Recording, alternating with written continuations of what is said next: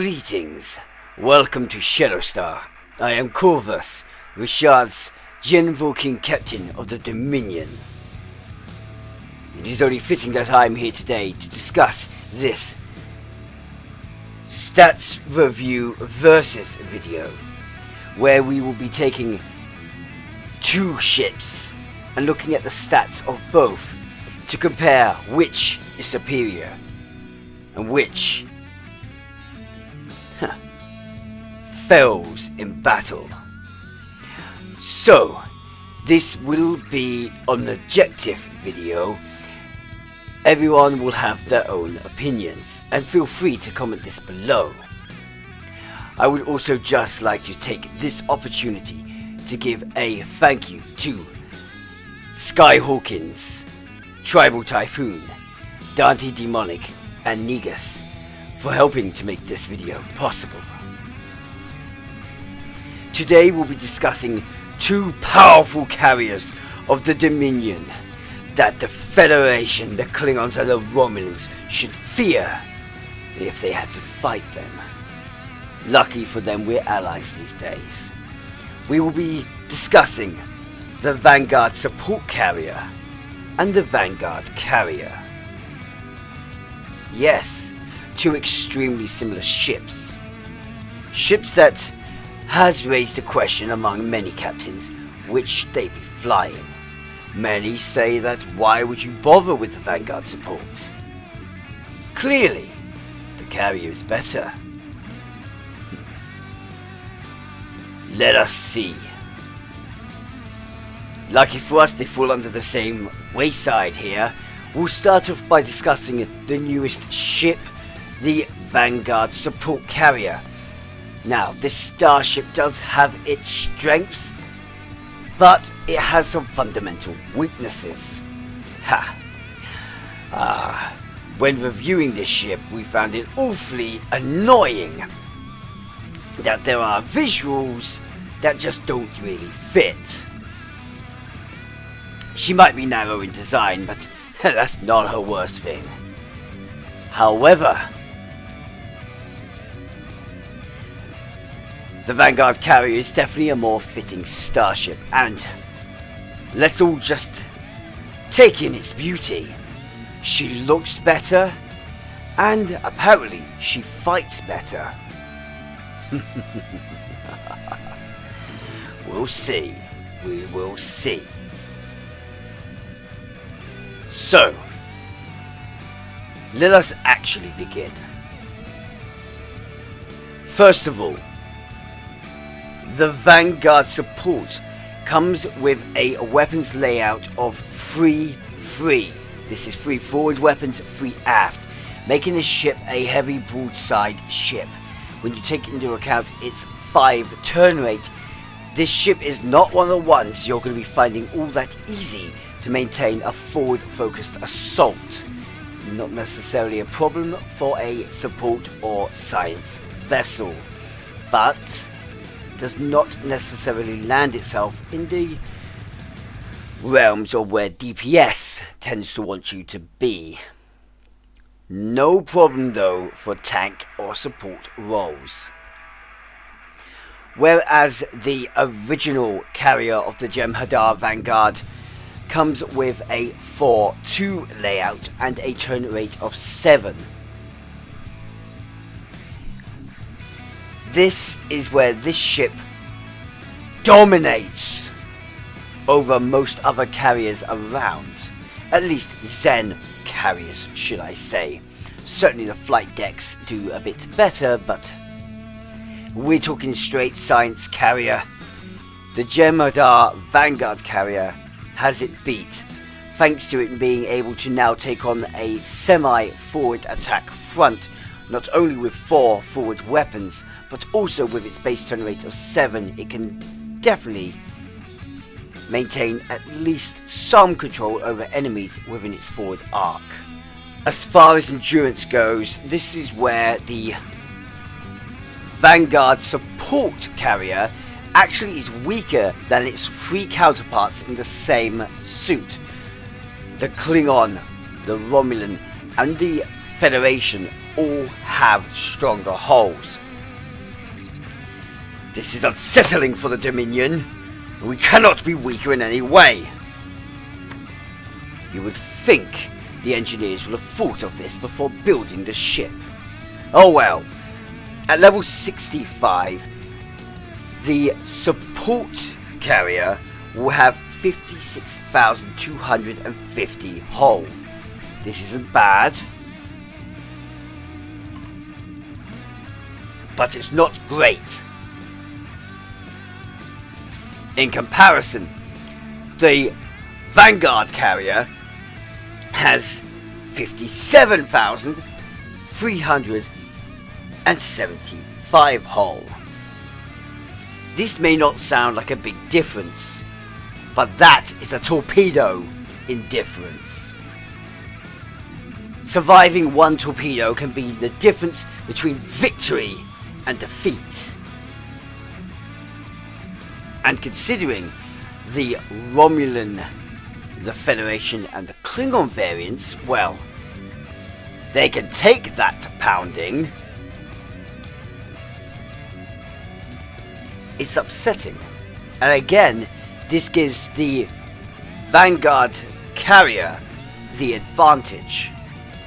Not looking good for the new support carrier, is it? We also have a shield modifier on the Vanguard. Sorry, the support carrier of 1.3, whereas on the Vanguard carrier that is 1.35. Again, the support carrier is stronger in its shields. This is most unnerving. A older ship comes with better stats. Could it be that this ship is just tougher? It has the highest DPS capability so far, and currently also the highest tank. The only way that the support carrier does better at the moment is it's definitely a better support ship. Why is this? Support ships tend to run better when they broadside over when they forward arc. Not necessarily the case as if you are support DPS, however. Once again, the Vanguard carrier becomes the better option. Both have 2 hangar bays, so we wasn't going to see anything different there, was we? So how about the consoles? Now, I make an argument here for the support carrier only because it is support rolling, and therefore it needs and must have a more balanced layout. So 3 engineering, 3 tactical, and 4 science. Excellent. It is quite strong in that manner then for support. It will also have good DPS potential, good support potential, and good tank from consoles alone. That's good. That's fine. That's free. I would like to note right now that it's in the fleet version of this ship, wherever it was to hide. You will actually have 1 extra engineering console, which truly rolls the line of tank and support for this ship, but again weakens its DPS. Probably would have been better with 1 extra tactical over the engineer. Dash this aside, we move to the Vanguard Carrier, where we see something disturbing. The Vanguard Carrier, without being a fleet, may have 1 less engineering console, but it has 2 extra consoles in that place, 1 extra tactical and 1 extra science, giving this ship the win when it comes to both support and tactical capability again. So that would mean, and this is the funny thing, the ships are semi-equal when it comes to defense and tanking, as they both generally are better in the shield tanking category, and the Vanguard Carrier can hold tank better, which is the awkward part. The Vanguard Carrier also is a superior tactical and superior support thanks to the science and tactical control positions. Really not looking good for the new Vanguard Support Carrier. And considering once this ship reaches its highest rank in Starship Mastery, the Vanguard Carrier becomes an account-wide reclaim, this is very damaging for the support carrier so far. Can the bridge officers bring this back? Yes. Kind of. Allow me to explain, and I pray I don't bore you. First of all, they're both going to have the Science Command position, so we need to ignore that and just forget about Science Commander. What are the other bridge officer positions? Well, we have a Lieutenant Commander Tactical Station, a Lieutenant Commander Engineering, and a Universal Lieutenant Commander Command on the support carrier. Now this sounds great because those are all high ranking positions, either the highest ranking for bridge officer or one down. Also, this means this ship has a definitively strong level of science capability, but it can also have a quite strong engineering or tactical depending on your preference. So that's this ship getting the win, right? There's no way this ship could be surpassed by the Vanguard Carrier when it comes to bridge officer positions. Well, not quite. You see, the Vanguard Carrier, wow, that has a Universal Lieutenant, a Lieutenant Commander Tactical, and an Ensign Engineering. Now, if you're DPSing, this is actually a weakness for this ship, if you're going for straight tactical DPS, but, and I must say but here, this is a science ship. By all means, you could go science DPS with this ship, and on that note, there is no way the support carrier can compete with this ship in science DPS. To make things worse for the support carrier, this Vanguard Carrier also comes with an intelligence position for its Lieutenant Commander Science Station. So with one extra bridge officer station and a guaranteed extra science station, which is an intelligence position, this is very, very, very strong in comparison to the old, the new Vanguard Support Carrier. By stats alone, I'm afraid that I would have to say, I'm not even sure I'm allowed to say this. With stats alone, the Vanguard Carrier wins hands down over the support carrier in all categories. To make things a little bit worse for the support carrier, we'll take a look at what it can do special-wise.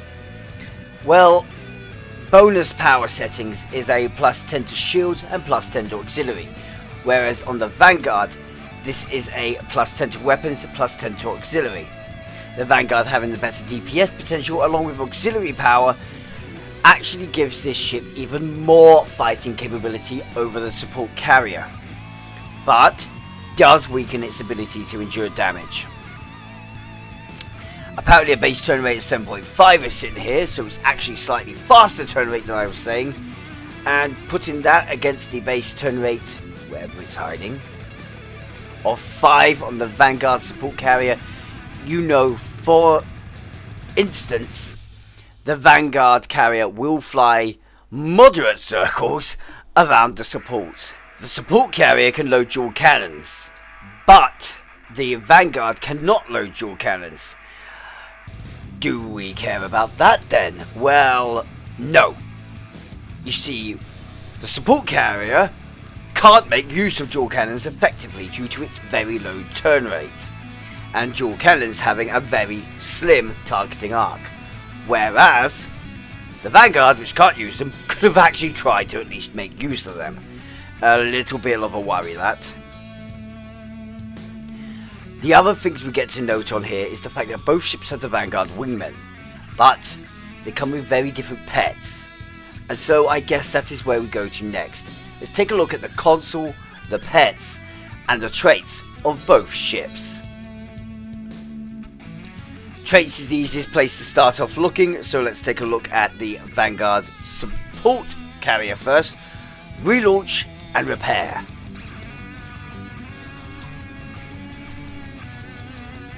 When you launch your carrier pets, to yourself you get a minus 5% recharge time on captain's abilities. Relatively good. And a 25% chance of 25% health regeneration to self and carrier pets. Again, good. This gives this ship the ability to survive. I've been skeptical on it, but in truth, this does have its uses. The only weakness to it is, are you really launching your pets that frequently? Well, I guess quick recall and quick launch could come in handy. A good trait to work in combination, but do you really want to have to take up another trait slot just to make this trait more effective?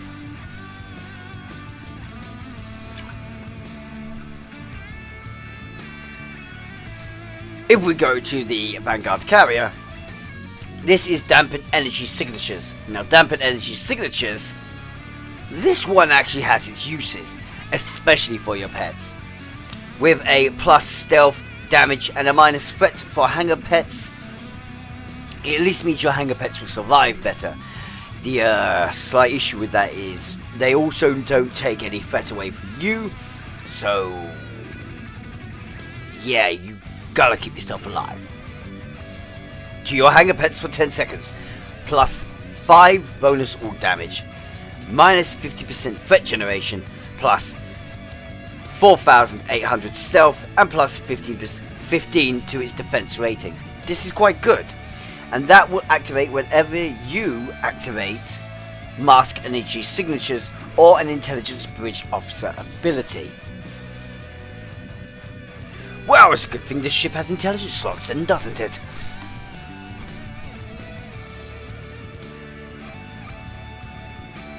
If I had to be blunt, of the two traits, Dampened Energy Signature appears to be the better trait, even if it does require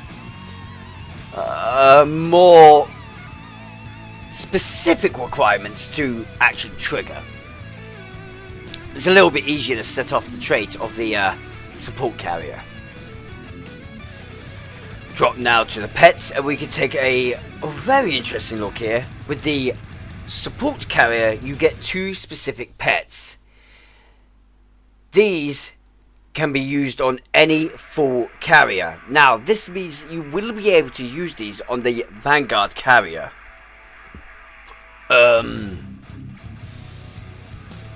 That could be unbalancing for this, but we will see. So, first of all, you have your advanced Jem'Hadar fighter squadron. We've kind of seen this before, but let's be more specific. The advanced Jem'Hadar fighter squadron comes with Polaron pulse cannons, Polaron beam array, Polaron dual cannons, and direct energy modulation 2, allowing them to do high levels of damage.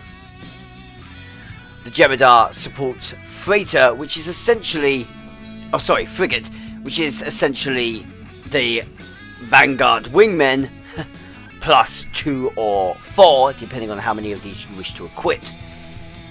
This will give you a pair of ships per hangar, with 2 Polaron beam arrays forward, 1 photon torpedo forward. That raises questions with me. purely because Dominion uses quantums. One 360-degree beam on the aft. Well, we know like these ships like to attack forwards then.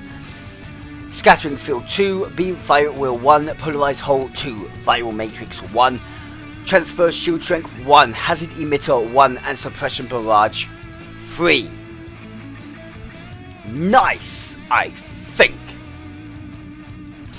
If you go to the elite version, you gain dual polar 1 beams. That's the only difference for the elite. Okay, and one other ability, but I can't remember what it is, and it's not that big of a difference anyway. Well.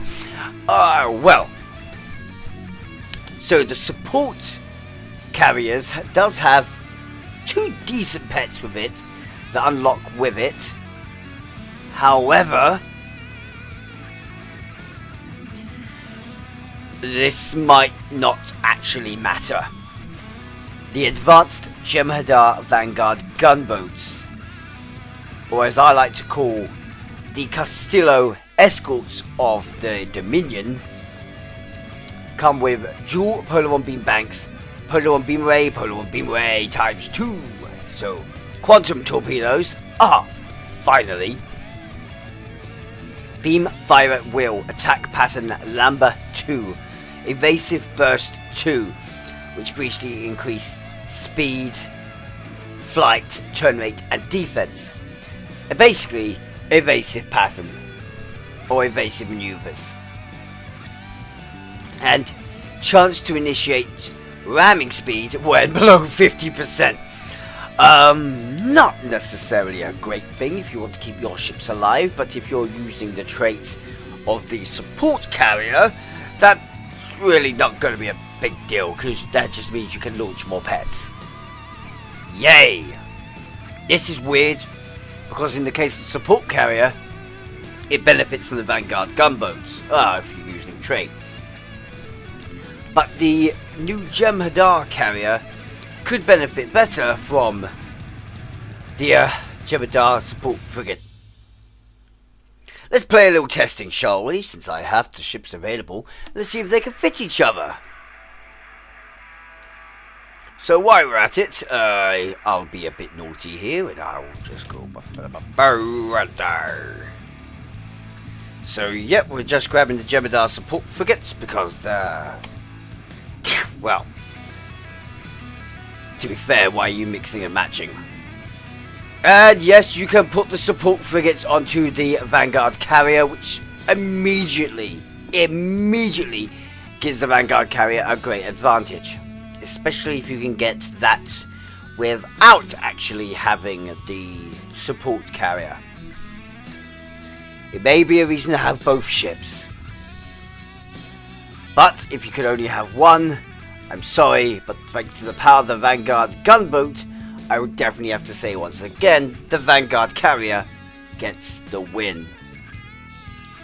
It's not good. What really doesn't help is the Vanguard carrier is a flying fleet. This is because it comes with this amazing console, the linked command matrix.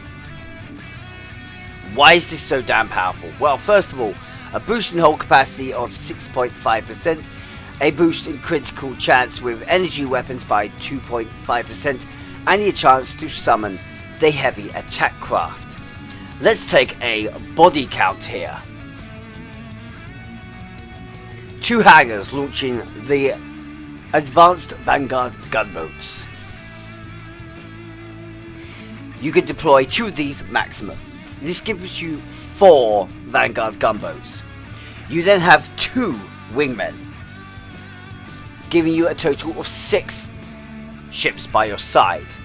Then to include with yourself, thanks to releasing the heavy attack craft, you now have 7 ships flying by your side. 7. What am I like? I must apologize. I forgot to cover a certain subject. So let's do that right now and make sure it's kept in for those that need to make the comparison. On the Vanguard support carrier, you get a distinctive other console, the High Energy Communication Network. very different from the linked command matrix. Looking at the matrix stats, and now we will look at the link command, we see the maximum hull capacity, well, that's a substantial boost of 6.5%. However, the high energy network gives 14.3 to Starship hull capacity. That is quite a fair bit strong. We also have the plus 1.4 to auxiliary power. In truth, this just means that the high energy network is a better tank console, but how it should be remembered that the linked command matrix is a better DPS console.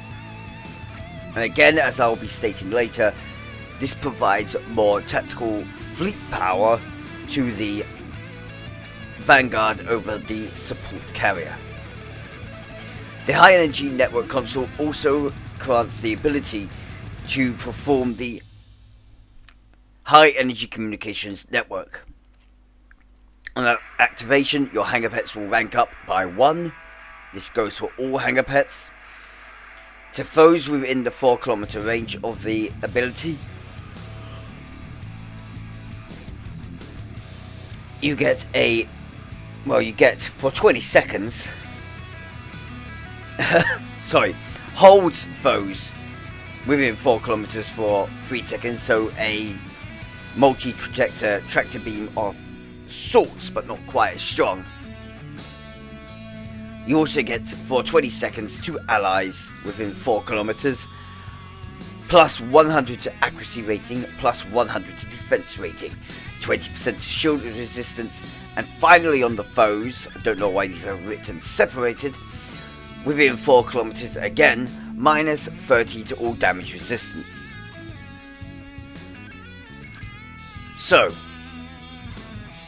you would think that the high energy communication network could be actually a better DPS console, but this really heavily comes down to the utilization and how you're flying. It's very unlikely you've got your allies within 4 kilometers of you. Very unlikely.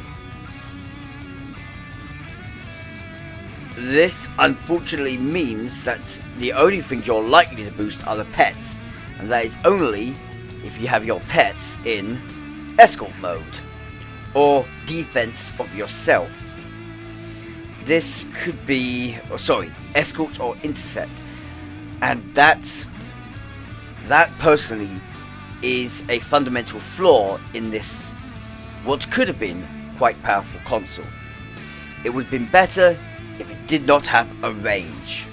If it just affected all allies within your vicinity. It'll only last for 20 seconds. It's not like it's a super powerful OP boost. If it had full range, it would have beaten out the linked command matrix completely. But unfortunately, your ship will do higher DPS thanks to this, and you gain an attack craft which is going to hit pretty damn hard. I'll give that a moment to sink in. About the only way that could end up stronger is, well, let's take a look at the alternate ship.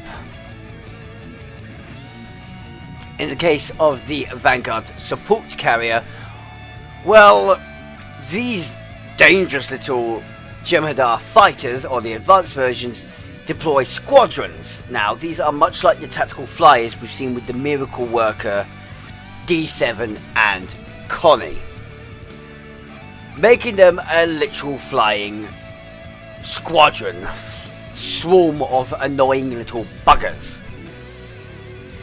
And the support frigate can also launch 2 at a time, so you can have 2 swarms along with, well, sorry, how many does that launch? Oh yeah. So you can have swarms of Jem'Hadar fighters, plus 2 wingmen, and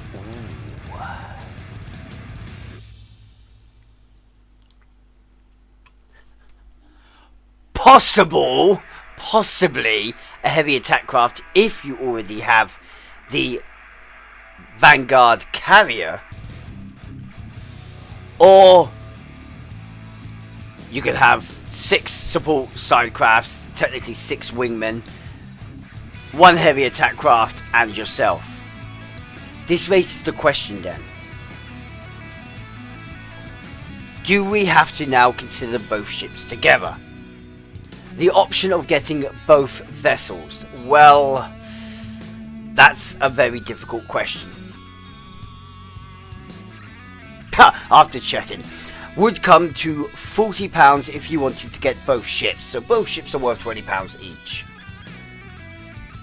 Now, you can't actually just buy one ship on its own, and admittedly at the moment, thanks to the bundle sale, you could get a better option of buying the ship available in the cross-faction support bundle and end up with a good variety of ships and a whole bunch of extra pets that you can cross-compute with them all if you prefer to do a Disruptor, Tetrion or Plasma build.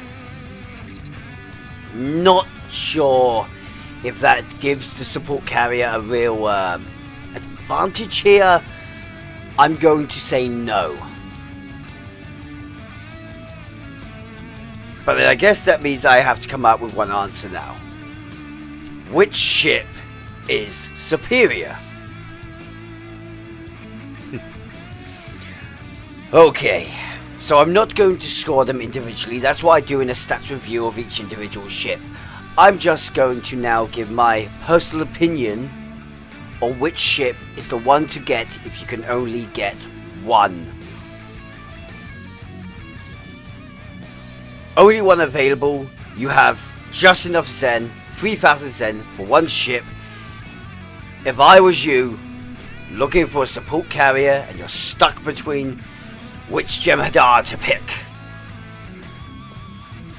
it has to be the Vanguard Carrier. Yes, the bridge officer positions do give a DPS weak point, but, and this is a massive but, if you're flying science, I'm pretty sure you understand the science DPS side of things, and you can pull back the damage there, either in a hybrid build or a pure science DPS build. If you cannot, and you do prefer to just know your tactical DPS and think you can handle a DPS broadside build, then maybe consider support carrier. With the attack squadrons, you can certainly build back some DPS there. However, away from that, I can't help but just support and support and support the Vanguard Carrier. The Vanguard Carrier is definitely the superior tank with the better hull and shields, and it is the better support vessel thanks to its overwhelming science and engineering, bridge officer positions and science consoles. This causes it to become a landslide in the Vanguard Carriers, and means if I could only fly one of these two vessels, then there is no other option for me. It has to be the Jem'Hadar Vanguard Carrier.